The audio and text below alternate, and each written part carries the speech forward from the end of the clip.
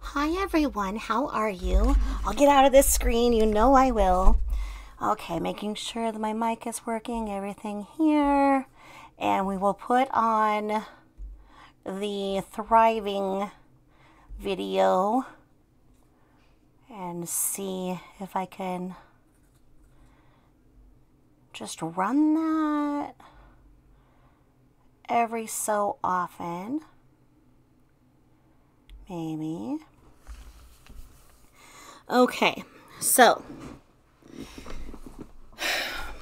we went through some pretty complex psychological explanations of what I believe and some others believe could have been going on in the Watts household. Now, I am speaking under the Fair Use Act, and the video here is from Shannan's original Facebook that was open to the public, so that is publicly available to review. And like I say, I'll just kind of keep it in the back so that we can kind of refer back to what I'm talking about. So under the Fair Use Act and disclaimer of Section 107 of the Copyright Act of 1976, allowance is made for the four-factor balancing test act to make sure that a small portion of original material is used, and that the new work is critique, satire, or education, and that the commercial value of the original product is not diminished, and that new work is predominantly original product of user. And I sourced that from Emerging EdTech and Termly. So fair use, fair use, fair use, fair use, fair use, fair use, bots. Oh, Boo-Boo, you're so hungry. He was just laying there taking a nap. He was being so good, and he looked so cute, so I had to start petting him, which woke him up, and then he realized he's been so hungry that he has to have his Sheba sticks and his bonkers treats, because he's hungrier than any cat has ever been in any cat's life. He gets just like, oh, I'm hungry, and I have to feed him. A milestone for my channel. I hit 3,000. Thank you so much. And I know that people laugh, they have like so many more, but the 3,000 that I have on this channel, I know all of you. I know where you stand on this.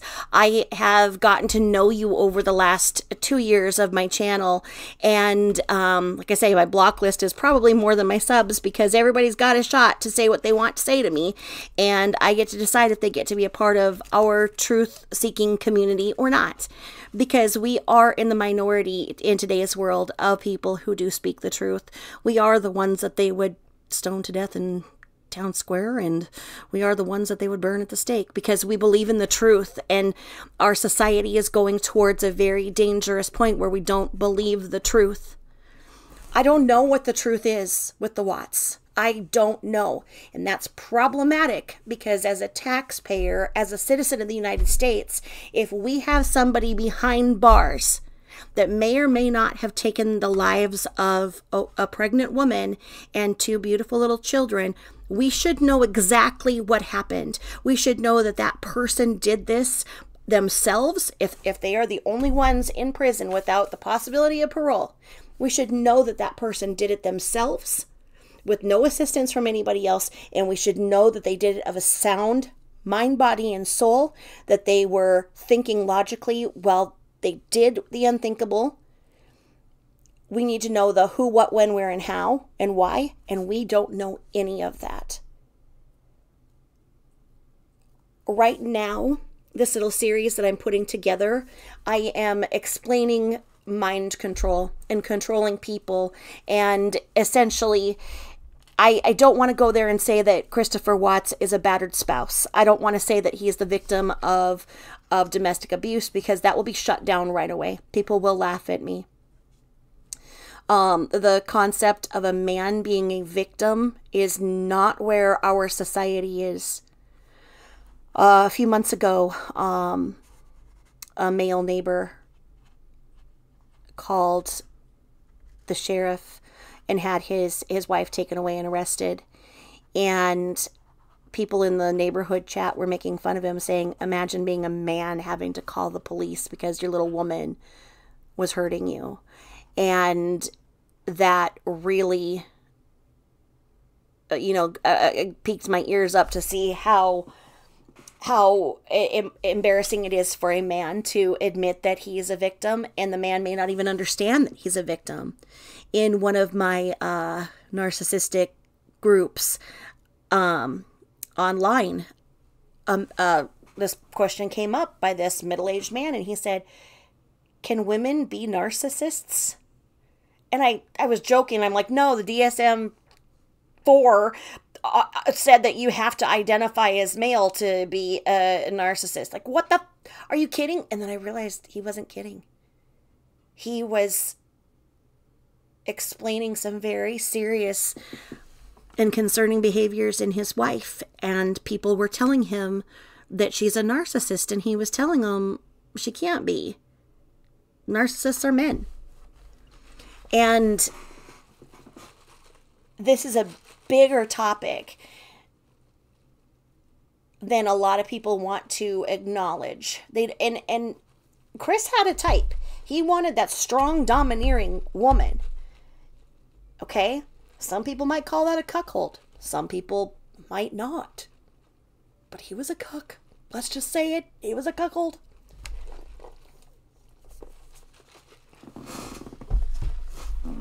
In my work,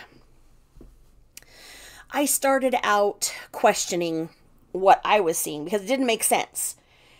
The look of the girls, the look on the girls' faces, the look in their eyes was just captivating me. And from that People magazine in particular, some of you have been with me through day one of my Watts journey, because that I talked about that in particular, that looking at that picture, it didn't add up to me what the headlines were saying. And the videos of her doing the things she did don't add up to what is being said. I believe that is why the shiners attack me to this day, and they're trying so hard to silence me. My channel exists because I tell the truth, and that's not popular. And as you all know, I got demonetized recently because a bigger channel that I do speak out about, when I went back to covering that, the very next day, all of my videos got reported, and one of them, I guess, the bots agreed with was me purporting violence, because I had narrated the manifesto of Theodore Kaczynski in a 5-series part, and that took away my monetization. So I've always made very little on my channel, as you all know. Now I'm making nothing to get bashed by the shiners. And if the shiners believe this, why are they going out of their way in the daytime to tell me that I'm a piece of crap, I need to get a life, and I need to stop bashing a dead woman? If they believe this too, why would they care? There's something in them. There's red flags that they see. There's something in their stomach. And I don't care what anybody else believes. I went and I looked at a lot of stuff and heard a lot of things, as you all know, when I started this. And then I went deep to go and find out myself what was really going on. And the deeper and deeper I went, I realized nothing makes sense. This case could have never went to trial. If it would have went to trial, it would have been an OJ. It would have been a Casey Anthony. And maybe I would be speaking out about how they should have convicted Chris Watts.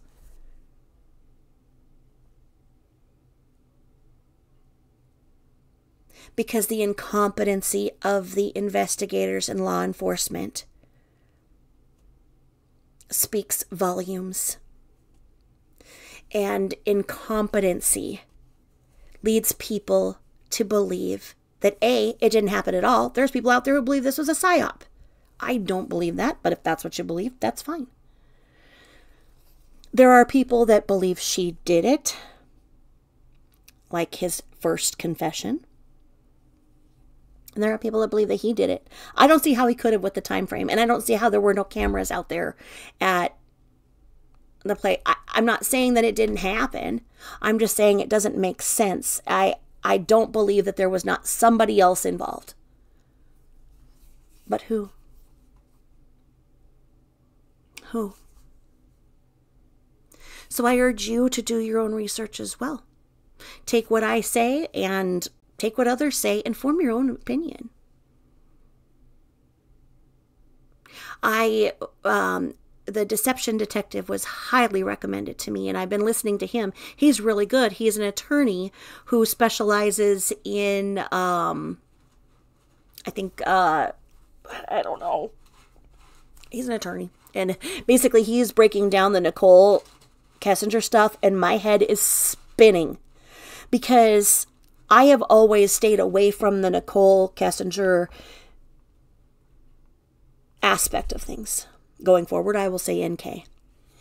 I have always steered away from her saying anything. There are things that don't make sense. There are things where it shows that she had actually maybe seen a Shanann with Chris and the girls at a 4th of July parade, picnic, something. But when I was just listening to her in the Deception Detectives thing, my mind started spinning and thoughts are coming in so fast because so many things are making sense to me that I don't know how the investigators missed so much. If she's truly innocent and if she had nothing to do with it, why isn't she out there on Dr. Oz and everything else when Sherilyn Cradlecrap comes up and talks? Why isn't she there as well, saying, yeah, I didn't see this coming from a mile away. We were just talking about macros and, doing a train and whatever. I mean, honestly, why isn't she out there? And who is Jim? Okay, oh my God, okay, leave Jim alone.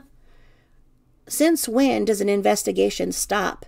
When there are leads, and because one of the people who could be of paramount importance to the investigation is then not investigated because somebody whined loud enough and said, leave Jim out of it. So what? Did they just put a little Sharpie mark through Jim? Yeah, we're not going to question Jim about any of this because she said don't. Oh my God. The more I listen to the NK stuff, the more my mind is spinning because things are making sense. And the investigators just stopping. Like I say, I don't even think the investigators expected Chris to say anything. I'm going to give you a piece of advice. Don't talk to cops. Do not talk to cops. Don't talk to cops if you are falsely accused. Don't talk to cops if you are absolutely 1000% guilty. Say that you want an attorney. Say that you want an attorney yesterday. Say that you want an attorney in a tunnel. Say that you want an attorney in a boat. Say that you want an attorney and do not talk. Say you want a candy bar and you want an attorney. Do not talk because all you do is you do their work for them. Make them do their work. That is what they are paid to do.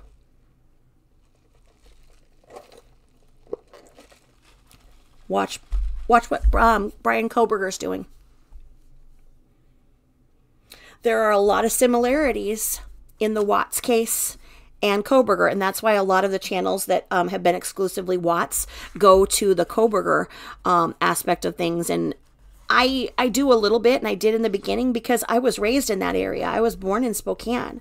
I know that area, and I know the people, and I have friends who have kids in that college. But if you watch Coburger, he doesn't say a thing.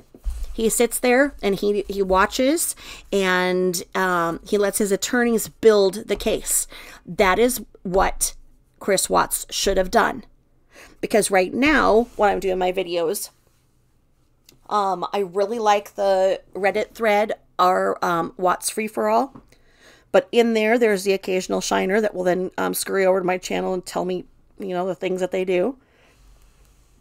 And then somebody says, okay, well, what if you're saying is true? Why didn't he say that? Because that would have been an excuse. So if he was really controlling, and his wife was having affairs, why didn't he say that? Because that would have been in defense for him. Okay, listen to this series and listen to how somebody who is under such extreme mind control is not even going to understand that they're under that amount of mind control. And it's not a permissible defense that your wife was sleeping around and she did it all that. That's not a defense in and of itself. But it is a defense when you look at power, coercion, abuse, financially, physically, emotionally, verbally. Not an excuse, but it's an explanation And that's not going to free him. He may never be free. And that, even if we put the whole explanation and we put these things together, he very well may stay behind bars. He has nothing to lose, however, by coming forward and having a trial. There were people who were creating this false narrative that there was a 3-year time limit for him to appeal. That's only for misdemeanors, and he is dealing with capital murder. There is no time limit on a 35C where he could get a trial. The only requirement is that there is more evidence known than at the time in which the sentence was pled. And I think that that's pretty clear that the detectives did not bring forth the information that was there. My biggest defense, as you all know, is that I truly believe that there was something in the silly stickers that his wife was putting on him to cover for all that she had bought. And when he wasn't working right, she put on another one. And I know the people that were like, no, that's the duo burn so that it works on each side of the body. There's no telling what was in those stickers. Christopher Watts was not blood tested. He had not slept for more than 3 hours in months by his own accord. By her own explanation. She had lists, remember? He's her teddy bear. He is Teddy. Leonard King was the first Teddy, and Leonard did exactly what our explanation in Controlling People by Patricia Evans said. He tried to bring her to counseling, and her answer was not to come home. If you don't know what I'm talking about, please go to the 2 prior videos in this playlist, and then you will understand why I'm referring to Chris as a teddy bear. You'll understand. Sleep deprivation in and of itself, long term, causes delusions. What was in those stickers that made him not sleep? And when Nicole was talking about his micros and you know, and he just lost about 13 pounds, you know, and I wasn't really sure of how that was going. Yeah, because he just was doubled up on these stickers, which, what did they have in them? Some kind of amphetamine? Because in Cece's autopsy, her breakdown, something tested positive in that is a similar breakdown to amphetamine. And we know that Shanann was wearing the stickers while she was pregnant, saying that the doctor told her so, but in fact she had not seen a doctor to that point in her pregnancy.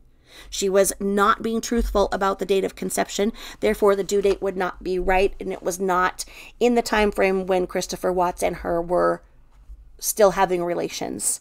I have proven that. That is in my videos. So if you guys want to go back into that, that's there. But for those of you who understand and are caught up to where I'm talking about, she should not have been wearing, no pregnant woman should be taking any substance, any. They don't even want you to have caffeine. We know that those stickers are admittedly full of caffeine.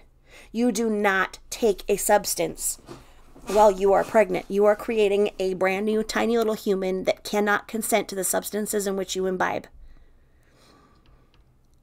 She wrote on there with hashtags, OB says fine, midwife says fine, something like that, where she is saying thrive pregnancy.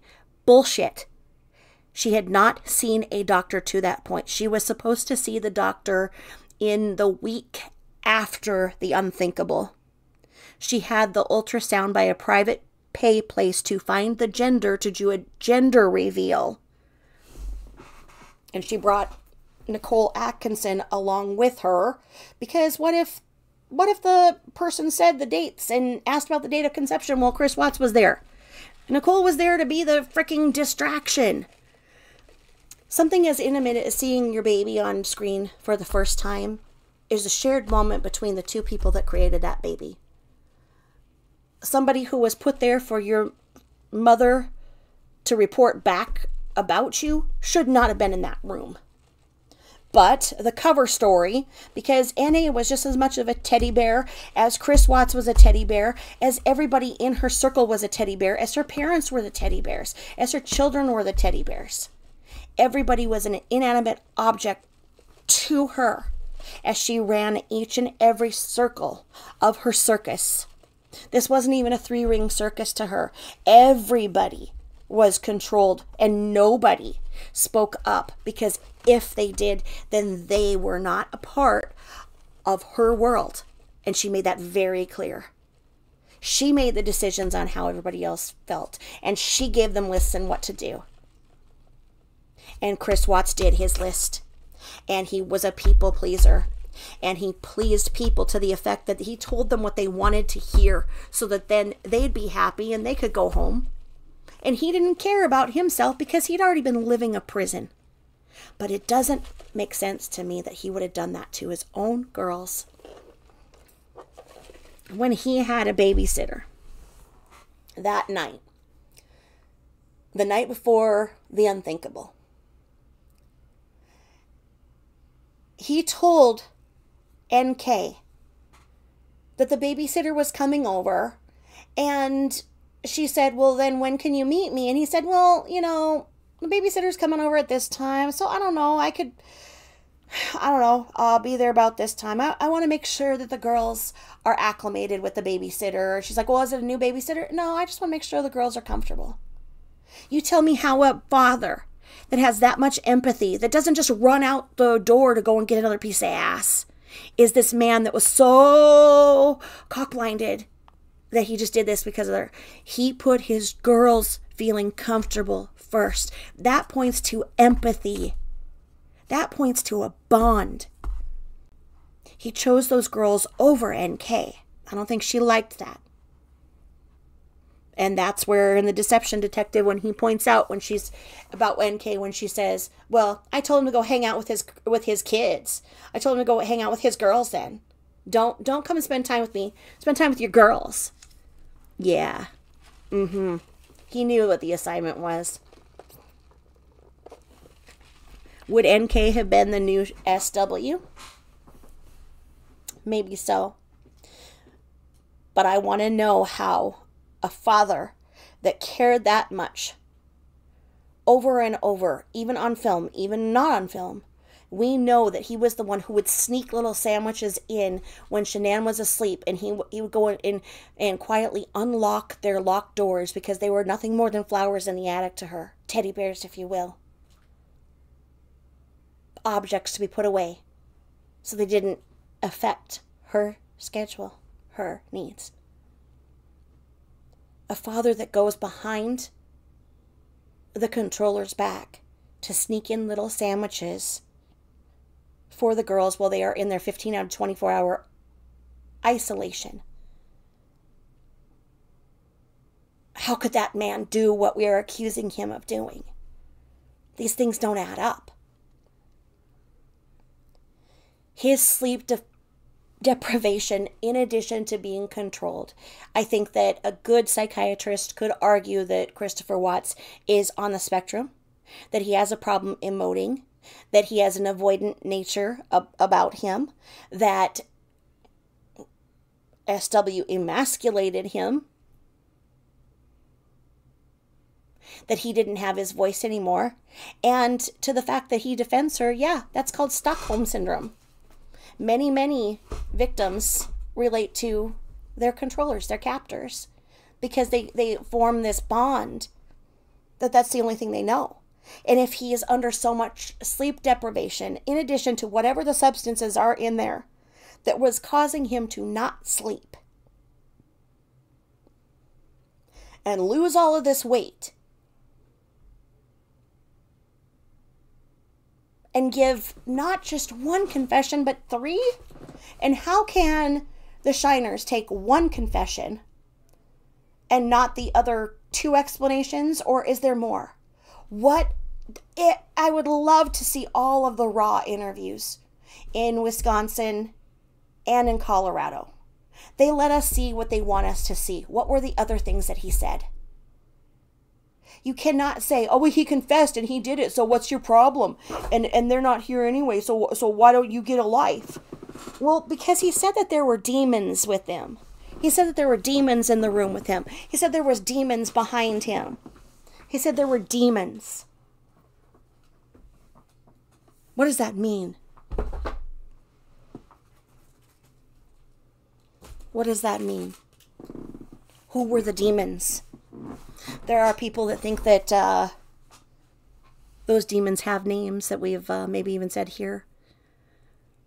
But if you're going to believe him on one thing, then you must believe him on all. The first thing he said is that she did the girls and he did her. And as Chris was the dutiful little teddy bear, his role in life is to go and clean up other people's messes. And he confesses to killing them twice. It doesn't make sense. Why would he snuff out the same girls that he would sneak sandwiches to and make sure they were comfortable with the babysitter? None of it makes sense. All I'm asking for is for it to make sense. If indeed, through a series of complex interviews, and he goes to trial, and he comes out and says, yeah, I absolutely did this. Okay, it's what he did. But it wasn't in his nature. It wasn't in his makeup. What caused him to become that man that would do that? That's what we're looking at. And is there any punishment greater than what we're talking about for somebody who was abusing? No. But let's not forget that there are 2 innocent little girls. And as soon as they say that, they're like, there were 3 kids. Okay, yes. But there were 2 that were being abused every day, and not one of the little teddy bears around had enough guts to stand up to this woman and say, those girls deserve more. Those girls are not teddy bears for you to go and put away when you want to have your you time. Put those girls above your needs. Why didn't one person do that?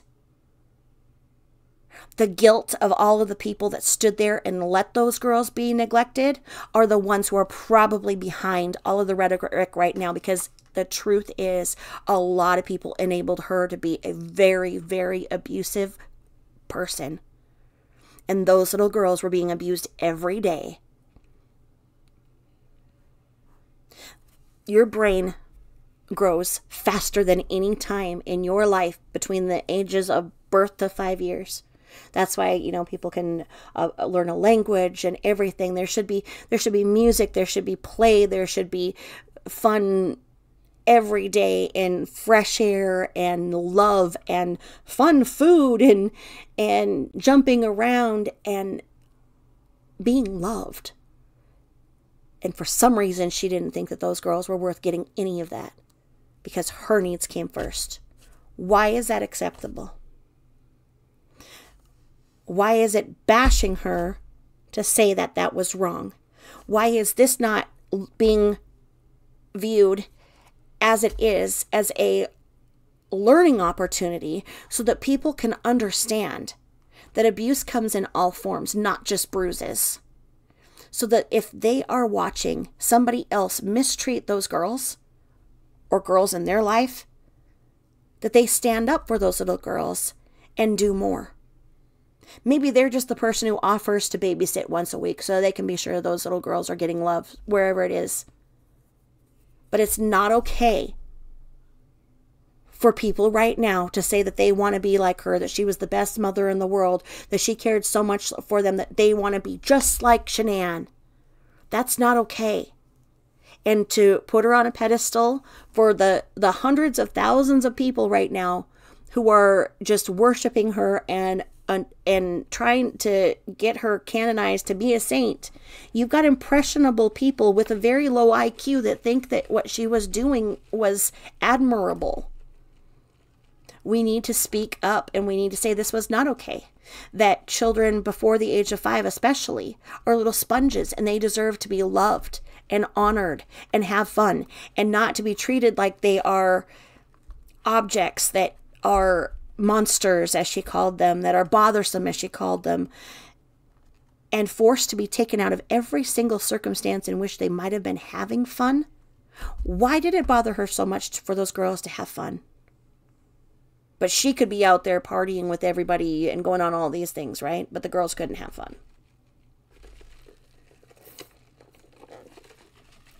Were those girls going to grow up to be Gypsy Rose? Maybe. So if we go along in this, okay.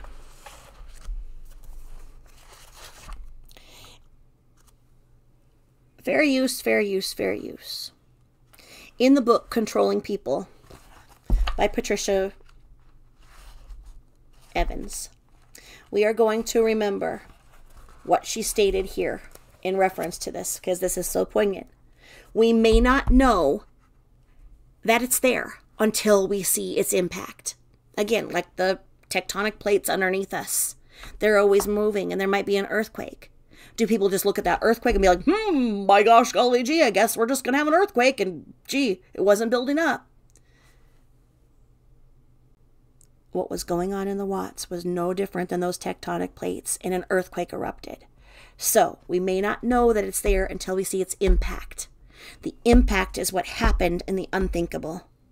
So the abuse, the control, everything was there. Let's not forget about that. So, controllers don't empathize with the other, because to do so would mean letting go of the dream person. Okay? That's what Patricia Evans says. If they let go of their dream person, who would they be? They'd be disconnected. And such a conscious act would take courage. So if we say here that Shanann could not empathize with the girls, she could not empathize with Chris, because that would mean that she would be letting go of some of the control. And that would mean that she was letting go of who she defined them to be. And she couldn't, because that would disconnect. And that would take too much courage, because a true narcissist is actually a very weak person in there. And in the same way that a person makes up a pretend person, he or she may make up a pretend world. And in a pretend world, saying it so makes it so. Okay, so even in this video, we have her talking about, these things that she did in the morning before she got the girls off to school by 7:45. It was just so much, and thank God she had the thrive to be able to do it. And she's choking down this gross stuff without the volume. Watch this video and see what's really going on. She can't even choke this stuff down that she's trying to act like she's selling. Okay? Now,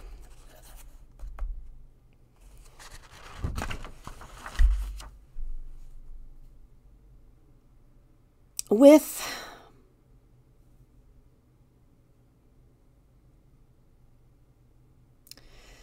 NK, when she goes on the rant, the deception detective does a really good job about it. She's going off on this tangent about what they talked about at the Lazy Dog. I don't think that conversation happened at the Lazy Dog. I think a lot of other things did, because why did NK refer to Shanann as his wife? That, his wife is in town, or his wife is back in town, or his wife is out of town, if indeed she thought that they were separating, which she says that they knew, because they were looking at apartments, blah, blah, blah, blah. So how can she refer to Shanann as his wife and not estranged wife or soon-to-be ex-wife? Some of that doesn't make sense. So because we know that those conversations were going on, I think it's very doubtful that the conversation the night before the unthinkable happened was just about his macros, and she's working his diet. When she said that he lost 13 pounds, and the investigator says, wow, so he's losing all this weight and he's not doing any substances or anything, implying roids. And she's like, no, not any substances. I think she even said not caffeine. She knows that she has seen those stickers on him. Well, she knows that he's got substances in him. She lied about that. She said that he was not, oh no, he's just still losing all this weight, but in the gym community, and that's how guys do it and everything. Like she's some kind of expert or whatever, right? She's making stuff up. When I would have friends over and I knew that my mom was going down, to eavesdrop on us and stuff, I could hear my mom coming down the stairs, and I knew that she was getting listening outside here. And, I'd nudge my friend and be like, my mom's out there. And we'd be like, oh, yeah, and weren't those kittens that we saw cute? Yes, all of those kittens. One was orange and one was black. And we'd sit there and act like we were talking about kittens instead of talking about whatever we were talking about as teenage girls that my mom was trying to eavesdrop. This is what was happening when she's being questioned about what they talked about at the Lazy Dog. Come on. You're having an affair with this man. He just got a sitter so he can be out with you. You weren't expecting it. Any woman would be like, okay, when are you going to leave her? What are you going to do about this? That's the way the conversation went. And she didn't want to say that's the way the conversation went because look what happened the frickin' next day. So this macro stuff, it never happened. And the deception detective is talking about how she goes back and forth between past tense and present tense. I just got to looking at this whole thing and going, you know what? I'm watching this video and I'm watching NK and what she's saying ain't mathin'. They were not talking about macros. And again, she lied. She's obviously having situations in which she would have seen those stickers on him. And Chris was doing that thriving lifestyle. So if she is sitting there trying to figure out why he's still losing weight and looking at everything that he's taking in, she would have wanted to know what was in those stickers. What made his metabolism so high. Now it's rumored that whatever was in those stickers, that formulary was changed because of what happened with the Watts. I don't know what's true in that. But I do wish that they would have taken his blood. I don't know if that would be part of an investigation to see if he was under any substances or anything. I don't know, but I really wish they would have taken his blood because God only knows what we would have seen in it. What is in those silly stickers? I've said that from day one. Whatever it was making him not sleep, and long-term sleep deprivation can lead to psychosis, delusions, and that is an affirmative defense. Guilty, but under the influence of, etc., etc. What if this whole picture can say he was so sleep deprived that he was seeing demons, that he saw the girls as demons, that he saw her. Look at when somebody's, I can't remember where that was. I think it was Florida, and there's like a couple of people just sitting out in the garage, and a human comes around and starts eating the other human because of meth.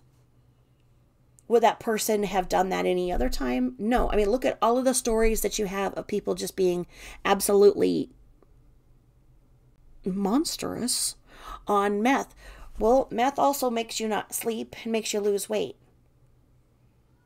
What is in that?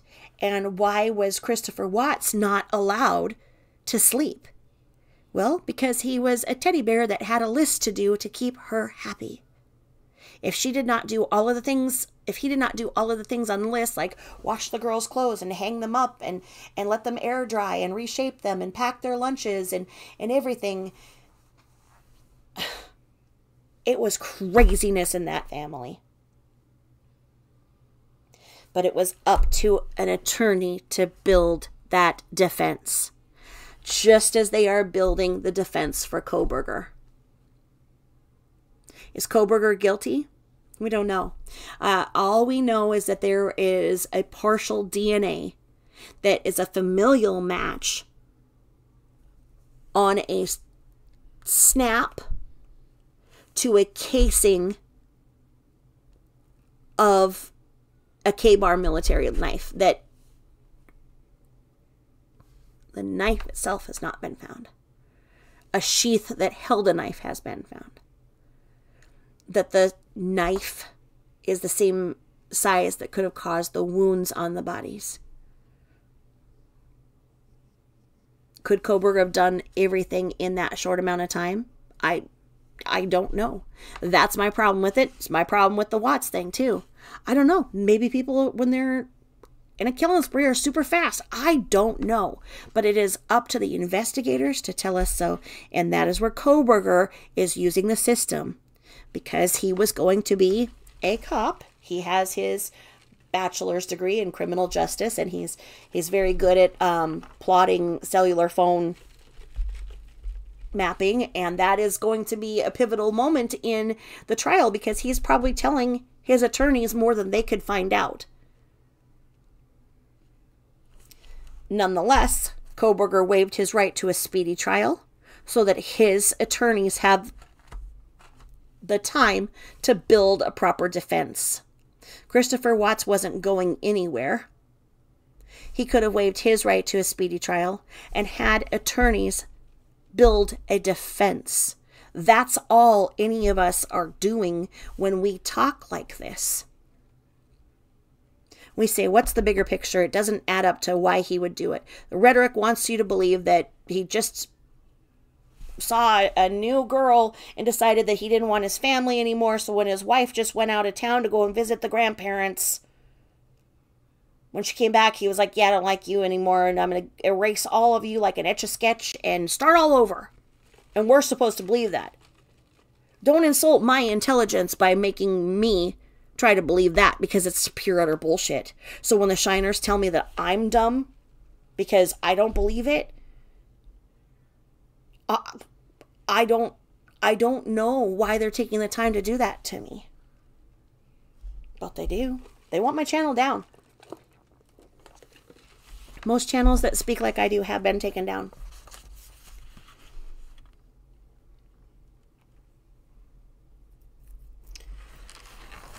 So, if we look at what happened in the 6 weeks prior to the unthinkable, NK, in her interview, repeats what Christopher Watts said. And this is pivotal. Because NK said that when the wife and the girls were gone for 6 weeks, they were supposed to spend half the time with his parents and half the time with her parents. That's a 6-week period of time. What has been the problem from the beginning with SW? The problem with her controlling Christopher Watts and making him be the teddy bear and the teddy illusion, as with most abusers, they isolate their victims. They isolate their victims from their family of origin and their friends because their family of origin and their friends knew them before they became fully under the mind control of the narcissistic, psychopathic abuser. Shanann isolated Christopher. If we were talking about a man who isolated a woman from her family, we would see this for what it is, abuse. But because our society does not want to see men as victims, because it hurts our very network, cloth work, everything we've ever been told is that men are stronger, we can't let our minds do it. But we need to here, because Christopher was a victim of mind control and emotional abuse. That is the only way this makes sense as to what happened. Does it make it right? No. Did she deserve to die? No. Am I bashing a dead woman? No. I'm explaining how this could have happened. And this makes sense.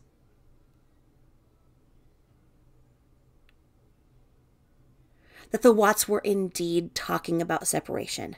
that Shanann had not been making the house payments or the HOA payments or God knows what other payments.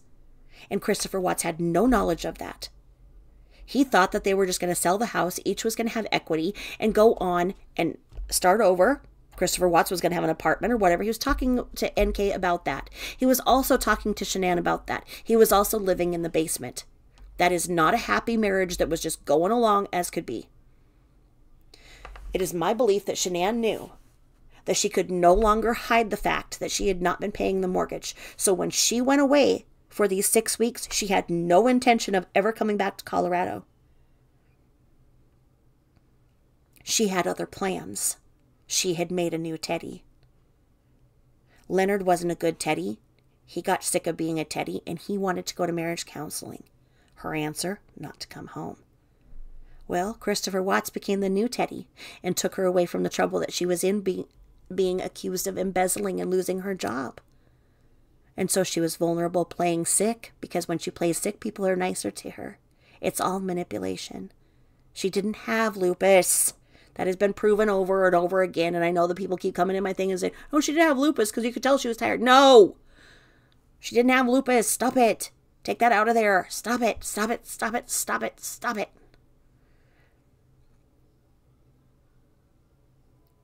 She was leaving Christopher because she'd already found a new Christopher. She found a new Teddy. Think about it. She bought her rank. That's how she did this. She bought all of the stock. That's why there was all of that stock in the basement. She bought her rank. So it looked like she earned these free vacations and looked like she earned this free Lexus, the car, everything. No. Christopher Watts had no idea what was going on with his money. She was in full control of all of the money and the credit cards and two times bankrupt that they already were, and not for medical bills, for everything else. They had no money. That's probably why she was feeding the kids Thrive. And that is what probably showed up in Cece's autopsy and probably explains a lot of Cece's behavior.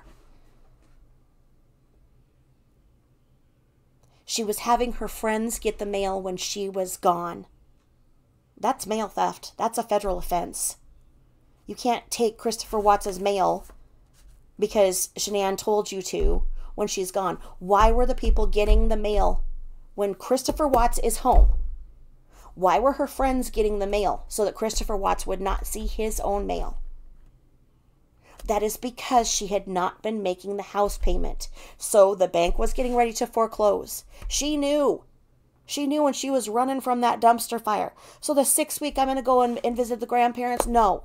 The 6 weeks was that she left Christopher Watts there to deal with the mess that she just left. No different than when she ran back from the other side of the country being accused of embezzlement. Conveniently, the new Teddy, lived near her parents. Conveniently, when she'd go on these free vacations that Christopher Watts' money that he had made was being used to buy these free vacations, she was with the other man. The leopard dress, she said no one could refuse her, and the other man is literally on his knees in front of her. How can you be more obvious? But because she said it wasn't true, it wasn't true? Or did she even bother at that point saying it wasn't true? Or was Chris just the cuck? And those jokes about Chris being her lover, because that was the joke. She was joking about the other Chris being Cece's father. They were joking about the other Chris being her Chris. This is documented. It's there. Look at Neek's Peaks. She did a beautiful video on it, and it shows it all. So think about it. When Christopher Watts is shown on that body cam, shuffling around that mail, he was not supposed to ever see the mail, right? Well, what if he did get the mail?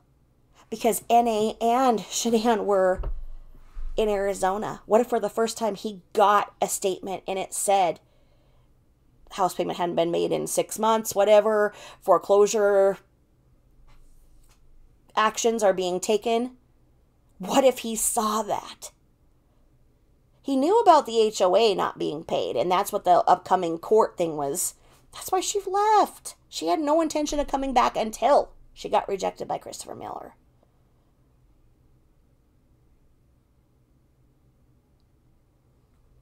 CM, as we'll go forward from here, in my theory, in my opinion, allegedly.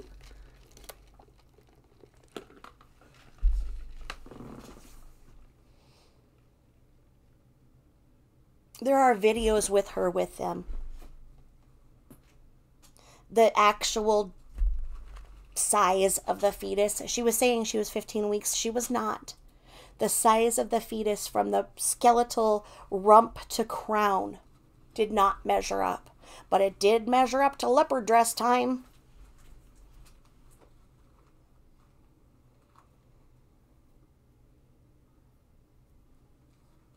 How blatant can you be?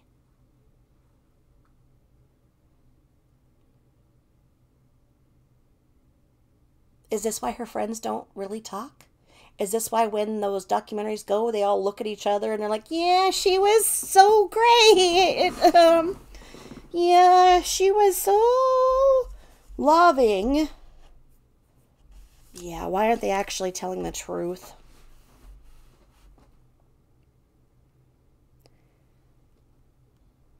It's my opinion. She left, went out, was going to have her parents help. She was never going to come back to Colorado. But what her plans were in Colorado, what her plans were when she left, did not work out. It is my theory that, yes, her and Chris were talking about separating, blah, blah, blah, blah. She was talking openly about getting an attorney. What if, go with my theory here, she never planned on coming back to Colorado. That this was her way of getting the girls away from Chris. Not saying, I'm taking the girls and going with my family and you'll never see the girls again. She's like, I'm going to go and take them to visit for 6 weeks. I'm going to be gone for 6 weeks. Why would you be gone for 6 weeks anyway for a vacation that long? Half of it was with her parents, half with his. The only problem is she didn't like his parents, didn't want his parents involved in any of it, and didn't want his parents asking questions as to why within the 6 weeks she was still going on these MLM trips with the other man. So what did she do? How did she control this? How did she have her flying monkeys make this work? Think about it. She staged Napgate and she staged Nutgate. Those were narcissistic fits. The day before Nutgate came Napgate. She couldn't figure out how she was going to snub the Watts until the opportunity came up. She had sent a list out to Chris's parents as to what they could and could not feed the girls. She sent them a grocery list as to what they could have in the house and not, because of Cece's allergies, right? Well,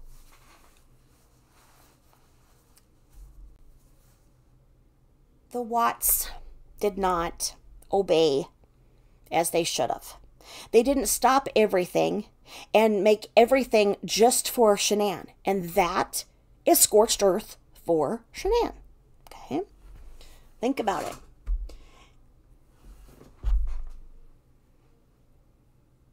Shanann goes there. She sees that they didn't obey her. She sees that not everything is set up just for her girls. And she feels slighted. They should have rolled the red carpet out because Shanann was coming with the girls. So the girls are so happy to see their cousins. They're having everything. And Shanann is sitting there going, oh God, I'm with his parents. I don't want them here. I don't want to be here. I don't want to be here. I want to be somewhere else. Oh my God. And so she can't deal with anything. She's getting overstimulated. She's getting mad. She's pregnant. She's crabby. She's hangry. And the Watts didn't do like she told them to do. Not everything was laid out for her. So she's getting pissy. She wants to get out of there, blah, blah, blah. So she's got to pull the girls to get them to take a nap so that then she can go and take a nap or go and screw around on her phone or whatever. But she can't do that because she had the girls under so much control that she did not trust his parents to watch the girls there with the cousins. So she goes to pull them in for their nap. The 3-hour aspect of the 15-hour isolation. Well, she goes, the girls are having a great time with the cousins. Everybody's happy. Everybody's jumping around, having so much fun. And what does she do? She has to stop it. She didn't ever want those girls to be having fun. She seemed like if there was actually any allergies, it was her having an allergy to letting the girls have fun, which is the most backwards thing for a mom, because a mom should want their child to have fun and sit back and just laugh at them having fun. But she couldn't do that because she could never let go of the control of her circus, of her illusion, of her pretend world. So what does she do? She tells the girls, come on, it's time for their nap. Come on. And what does Cindy Watts do? She questioned Shanann. Cindy didn't do this intentionally. She did not know that this was the kiss of death. She simply said the words, "Oh, come on, Shanann, they're having a good time. They're playing with their cousins. Don't make them come in right now. Don't ruin their fun. Let them have fun." What? What? She probably gave this exact look right here that's on the screen. What? Well, she couldn't react there because everybody was against her right there. She didn't have anybody to back her up. She can't exactly say to all of her friends that she was trying to pull the girls for a nap. And Cindy questioned it. No, that's not good enough. What does she do? She continues, brings the girls in, grabs the girls forcefully, puts them down for their nap. She sits there, goes through the motions of the thing, and she's just steaming. Think about it. She was questioned. She was questioned.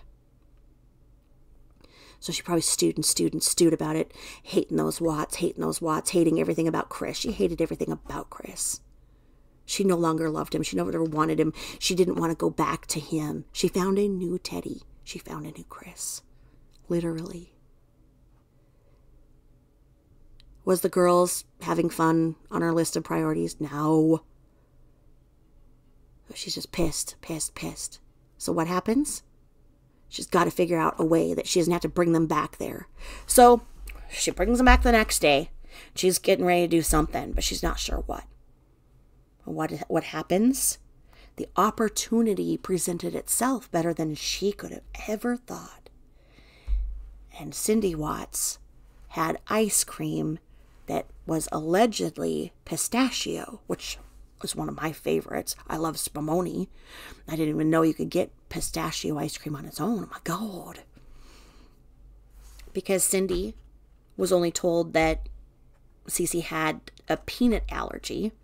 So to Cindy Watts, she wouldn't have thought that pistachio ice cream could be in the nut family. And there's people who argue that one nut is not the other nut. And they go back and forth on this nut gate. And it's too nutty for me to even separate, because what I'm saying is it wasn't even about the nuts. That Napgate the day before turned into Nutgate, and Nutgate had all of the fuel that she could get all of her online friends and everybody on board to back her as this protective mom that would save the life of her daughter because Cindy Watts just tried to kill her daughter. That's what she literally went on said. She accused Chris's mom of trying to kill Cece with the ice cream. She did. Sounds crazy when you look at it like that, doesn't it? Well, imagine this story coming out of Chris's mouth to NK's mouth, to NK repeating it to a detective, in saying that, yeah, because she's a really good mom, because, she was in a fight with her mother-in-law because her mother-in-law tried to give her nuts or something like that. And Cece has these really bad nut allergies. And so everybody's hearing this like, my God, what a good mom. Her child could have been killed by Chris's mom being that incompetent. No. This was in the bigger plan. It's always a plan. It had always been a plan. This was her world. These were her puppets. This was her circus.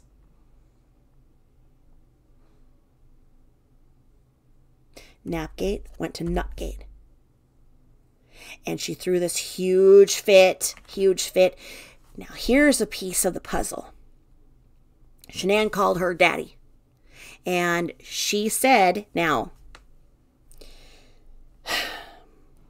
there are others that will tell you this conversation existed. And I can't remember how or where this is verified. So I am sorry. I'm going to go a little bit out of my comfort zone, and I'm going to tell you that it is reported, allegedly, that Shanann told her father that there were bowls of nuts everywhere, that there were razor blades all over the house, that the Watts were literally trying to kill the girls.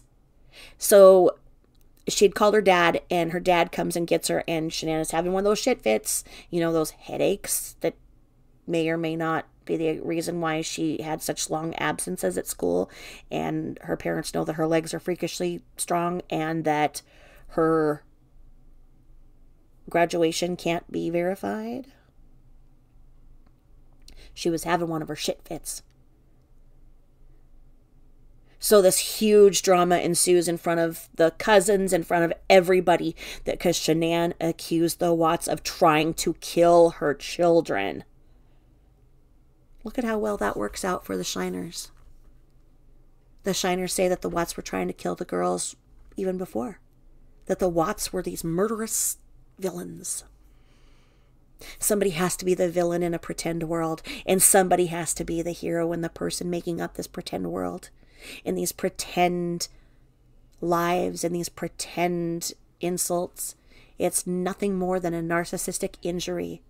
And a narcissistic injury begins when somebody questions a narcissist. A question is like buckshot inside of the body of a narcissist.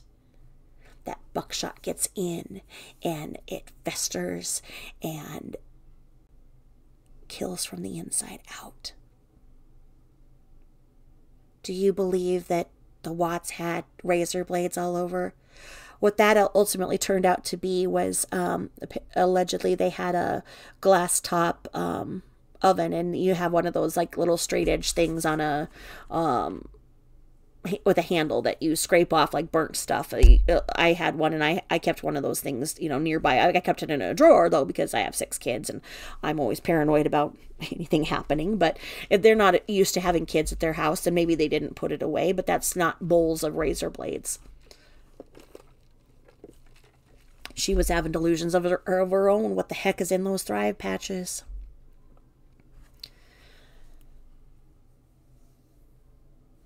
So there. Daddy picked her up. She didn't have to deal with the Watts, and she didn't have to deal with the Watts asking any questions when she went on her other little vacations, supposedly Thrive vacations, with the other Chris. She let the girls be with her parents like she wanted it to be, and she went out on her mission to create her new Teddy. She had no intention of coming back. None. She staged the fight. She staged Nutgate, and she staged Napgate.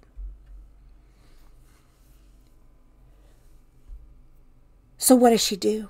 She goes and tells everybody in the allergy mom groups and everything that the grandparents just did that. So everybody's like, Shanann, you're the best mother in the world. You just saved your daughter's life. Oh my God. We could be talking about a funeral right now. Oh my God. Thank God you did that. You are such a good mom. And everybody's like, oh my God, what a good mom. What stupid, stupid parents he has. Oh my God. And he came from such stupidness. Because the running thing is that Chris was so stupid and his parents were so stupid. And they were just these dumb people. Well, they weren't dumb people. They were good and responsible people that raised good and responsible people. That Chris Watts hadn't caused any problems to anybody. Was he a little quiet? Yeah. Was he socially awkward? Yeah. Did he have only one good friend? Yep. Does he have an IQ of 140? Yeah, he does. He's brilliant. And he was a good son, and he was a good friend, and he was a good father, and he was a good brother. And he's a good model prisoner.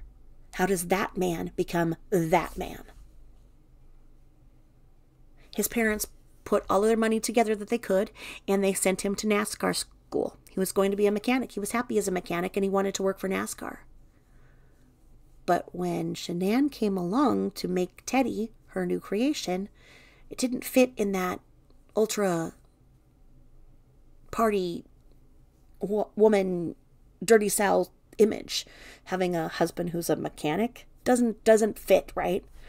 So she had him get an L&I claim saying that he had carpal tunnel, so he didn't have to be a mechanic anymore.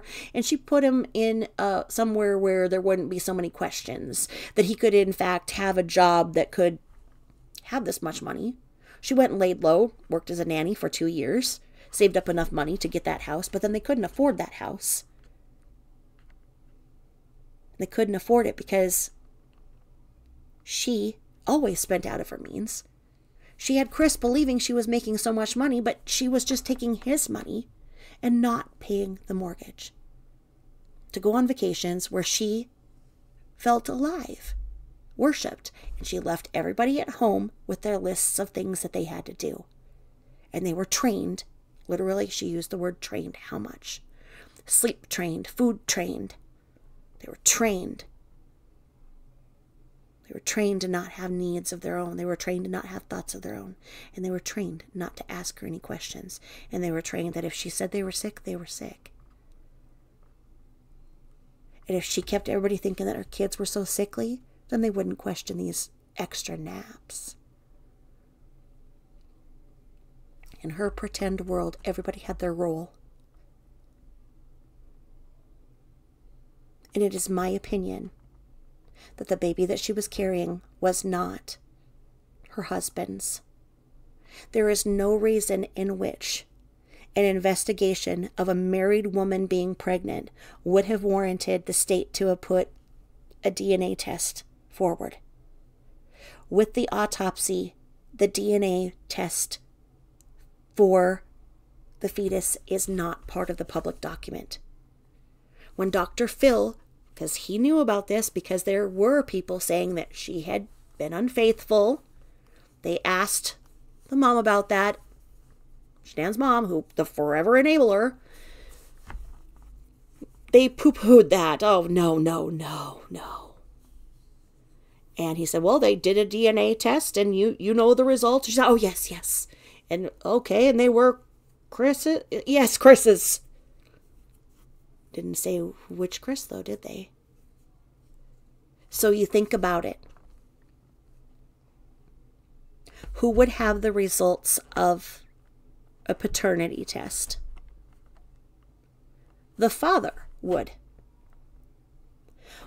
If indeed it was Chris Watts' baby, wouldn't we see that document? And maybe we will at some point, and this whole speculation will not be a part of it. But right now, it is part of the moving picture that we're trying to put all of the puzzle pieces together to make sense of what happened. So if indeed it is the other man that she was seen in the MLM party lifestyle with while she left her husband and kids at home with their lists of things to do, if indeed it's his, he is a married man, reportedly, with 2 children. So what if she said, hey, let's just stop all these going on vacation things and let's get a place here. I'm pregnant. You got to leave your wife now and your 2 kids because you're my new teddy. And he's like,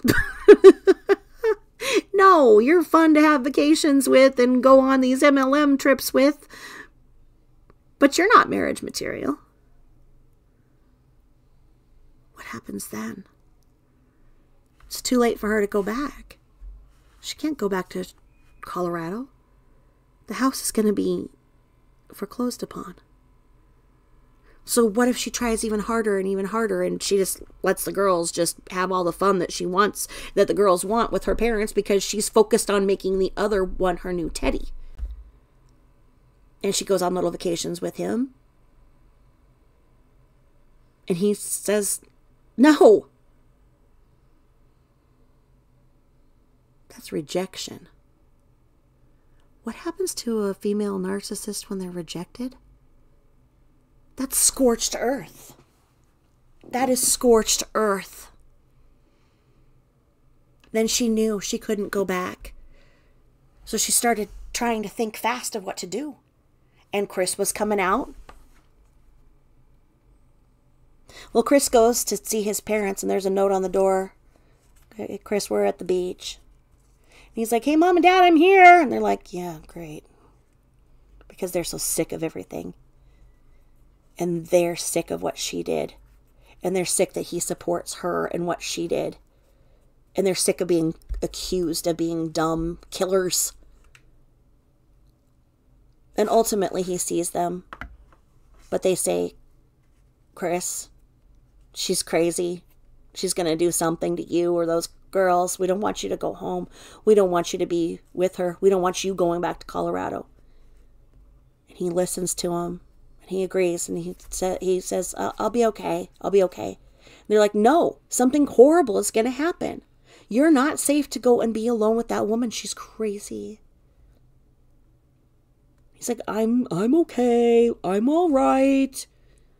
So they sit together and they make up this little contract where Chris writes, if anything happens to me or my girls, look at my wife, because I would never hurt my girls or my wife.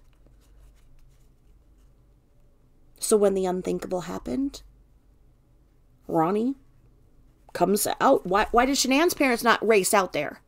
Ronnie raced out there and he brought this piece of paper and he showed the investigators. He's like, look, there was this creepy ass doll thing with this thing over its head. And then Chris, we knew that Chris wasn't safe going back home. And so he even wrote this, that if anything happened, look at Shanann. And they're like, Ronnie, yeah. And he's like, and Ronnie's like, well, and shouldn't he have like a lawyer or something? They're like, Ronnie, why don't you go out? Why don't you go and settle? Why don't you go get in a motel or something? Why don't you just go fly a kite, Ronnie? Well, Ronnie did. He just shut up. But what about that note? And what about Shanann? She now had rejection. She couldn't go back to Colorado. What's she going to do? What's she going to do? She did what she always did when she was backed up against the wall. She started playing sick. Remember the texts? Remember telling her, all of her friends were like, oh my God, and she's saying that she's vomiting and fainting and hasn't ate anything for days and she looks so sick and everybody's so concerned. And they're telling her to go to the ER and everything and oh my God, and contact her OB. Well, the bottom line is she hadn't went to the doctor at any point for that pregnancy yet. Told a friend she did, but she didn't. That's in the discovery. That is testimony. She had not yet seen an OB. She was going to the week after the unthinkable. But not to that point.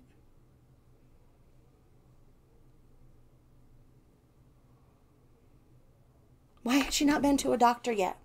If you have lupus and you are pretending like you're 15 weeks pregnant, which she actually was pregnant 11 weeks though, about. If she had lupus, wouldn't she be writing the doctor? Because lupus makes you so much more sick when you're pregnant as you are any other day. And there's no MLM that can fix that. Yeah, doesn't add up, does it? So she started saying she was so sick, and her friends were just, oh, poor Shanann, oh, poor Shanann. Shanann was rejected. She was facing rejection. She was embarrassed. She didn't know what to do. She was stressed out. So she talked to Chris about selling the house because she knew, okay, this was going to happen. So she thought, okay, if I can mend things up, and we'll just sell the house. And then if Chris has questions about why that wasn't paid, she'll figure out a way, because she was going to have to force Chris to forgive her, because she's going to have to go back to the Teddy that she left the Teddy, because this Teddy is her only anchor. She didn't have another choice. She didn't have anything else to do. The girls were having the time of their life. Their hair looked great. They had sun on them. Her parents took really good care of them without her insane control, with her being distracted of going out to make a new Teddy. She was in her mother's salon talking about getting divorced while she was there on that 6-week thing. That's in the interviews. That's from the news. But that isn't convenient to the rhetoric that she was gone and he had an affair and he decided to dispose of all of them. It's not convenient to look at all of the things that are true, is it?